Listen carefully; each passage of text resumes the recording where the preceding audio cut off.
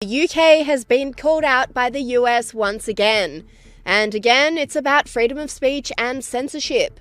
Vice President JD Vance sat down with UK Foreign Secretary David Lammy to discuss various geopolitical and economic issues, but couldn't help but give a warning about freedom of speech and censorship. I'd say I've raised concerns about free speech in the United States of America. I think the entire collective West, the transatlantic relationship, our NATO allies, certainly the United States under the Biden administration, got a little too comfortable with censoring rather than engaging with a diverse array of opinions. So that's been my view. Obviously, I've raised some criticism and concerns about our friends on this side of the Atlantic. But the thing that I'd say to the people of England or to anybody else, to David, is many of the things that I worry most about were happening in the United States from 2020 to 2024. I just don't want other countries to follow us down what I think was a very dark path under the Biden administration.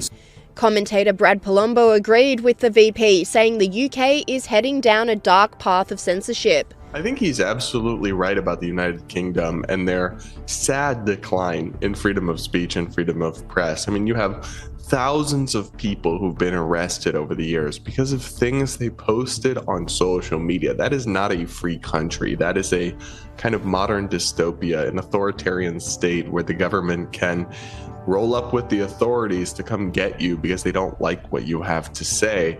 It is sad to see that happen to one of our greatest allies, a beautiful nation with a long history and legacy as a beacon of freedom in the West. And I also appreciate JD Vance calling them out for it.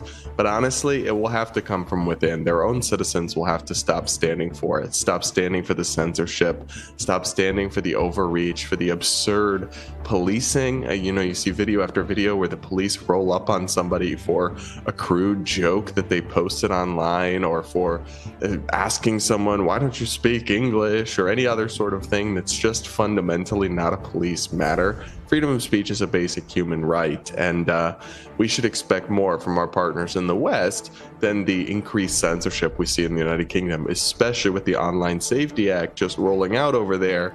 We're already seeing things taken down. It's a threat to freedom of speech, freedom of the press, and all the other values that make the West great. So I encourage JD Vance to keep advocating for it and shining a light on it.